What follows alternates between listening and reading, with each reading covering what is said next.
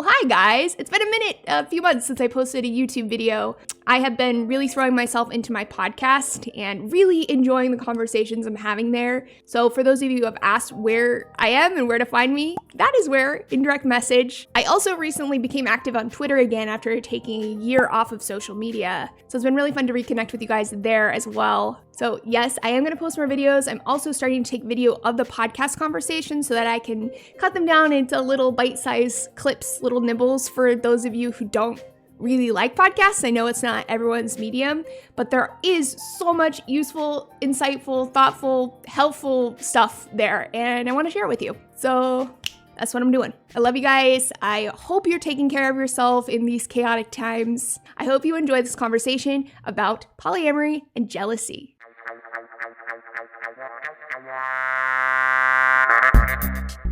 Jealousy is an evolved emotion. It's a legit emotion just like fear and anger. It's not just a social construct. It has deep evolutionary roots.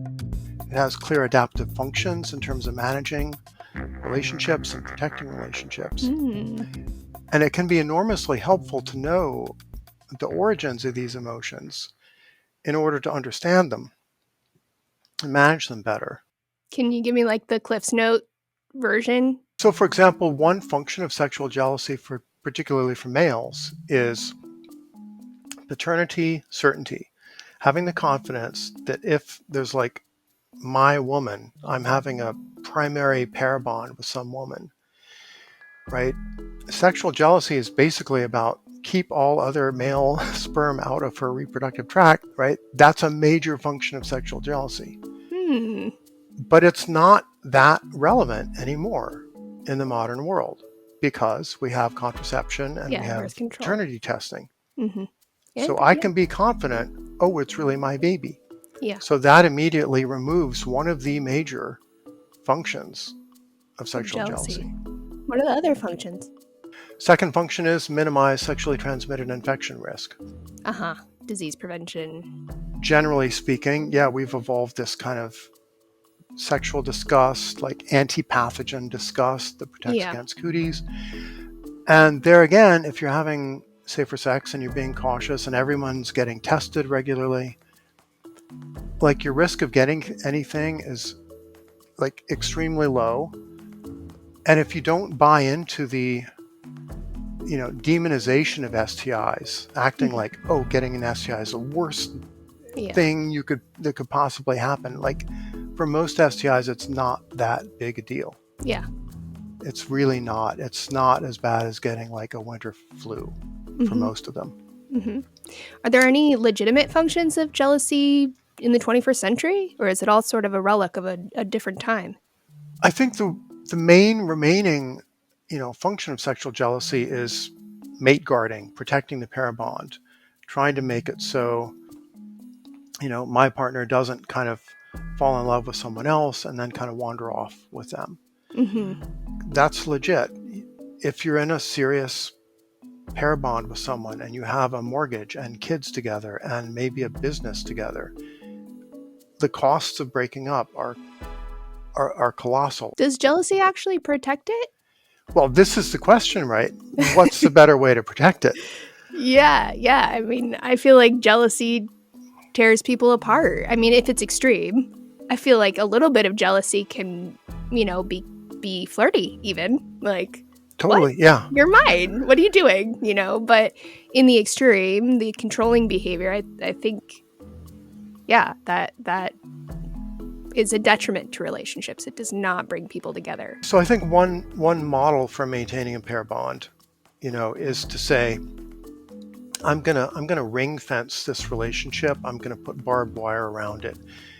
I'm gonna make it almost impossible for my spouse to meet anyone else, flirt with anyone else, be on social media with anyone else, and then hopefully they'll never have any serious temptation, and then my marriage will be safe. Well, maybe, but I think that doesn't actually build in very much resilience or trust.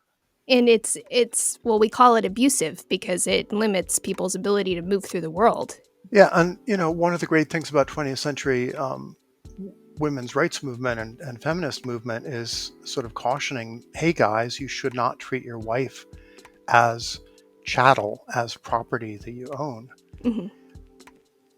And that's true. But then you get into kind of a monogamous mainstream culture where it's kind of considered okay for both sexes to treat a heterosexual spouse as chattel, to be extremely possessive, as long as it's kind of equal opportunity dehumanization.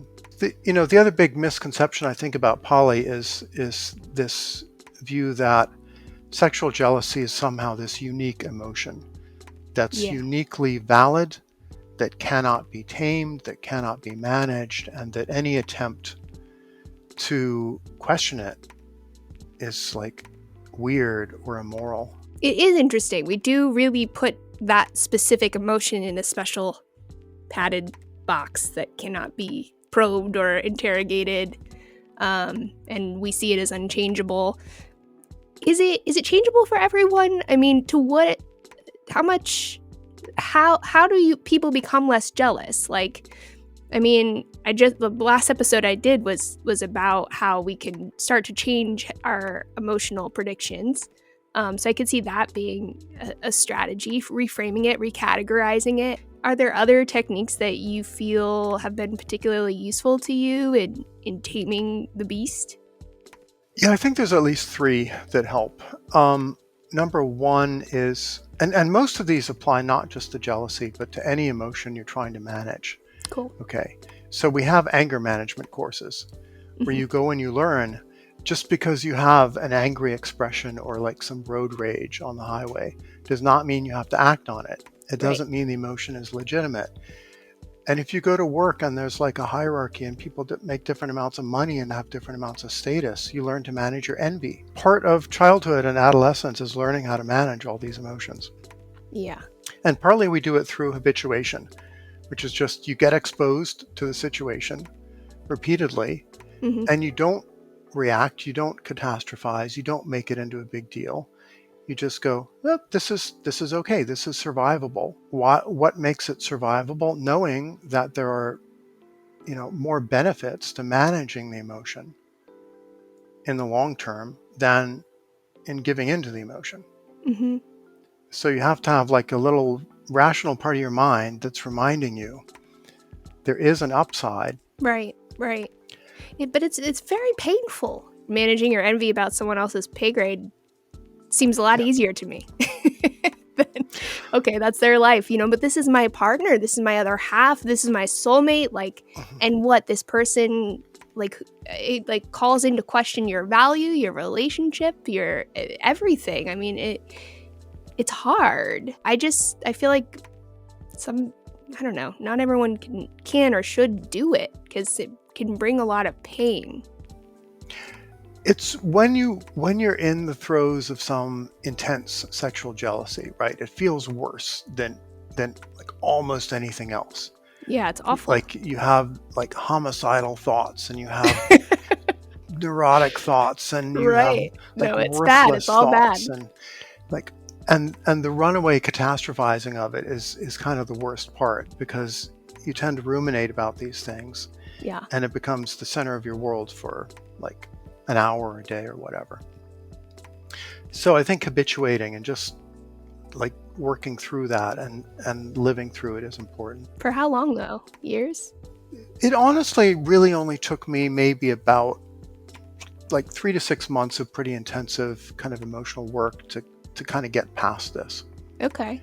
What are some other tips and hacks? I think a lot of people have these weird blind spots where like married men go, oh, I know my wife has like a little bit of a crush on like this actor, or like she's hot for Jason Momoa, or she's hot for, Brad Pitt or whoever. And you just kind of get used to that, right? And guys will say, oh, that's not a threat. But actually, like structurally, she is feeling desire for somebody other than you. And you've convinced yourself, hey, actually, it's not a threat to my marriage that she does that. It's not a threat. And in fact, I'd be kind of an asshole for like making a big deal out of it. Couples who can actually share, hey, I've got a crush on that celebrity. I have a little bit of a thing for that singer-songwriter, or whatever. They're hot for Joe Rogan or whoever they're hot for, right? For Joe Rogan. Oh, that Sexy man, Joe beautiful, Rogan. beautiful cranium. Like every married couple kind of knows this. You learn how to manage that. True. So you just got to level up a little. So you have to level up a bit, and you can use that as a foundation for realizing, like, even if they do somewhat more intense and intimate connections with other people, maybe that's also not that big a threat. Isn't it? Couldn't it be a threat? Limerence, new relationship energy. People figuring out how to do polyamory within the first few years, Mm-hmm. where they have not yet had the experience of maybe an important pair bonded partner developing that crush or that new relationship energy with someone else, and then letting it run its course, right? And then coming back to you after that. Like you don't have that experience. If you have the experience of seeing that happen a few times, Yes. it makes you enormously more confident that our relationship really is special. It's true. It's true. Like through poly, you can become closer. Yeah. And you can realize, oh, actually, we're really well matched on certain traits. As long as you actually are well matched. That's a key thing. Yeah. Because if you're not.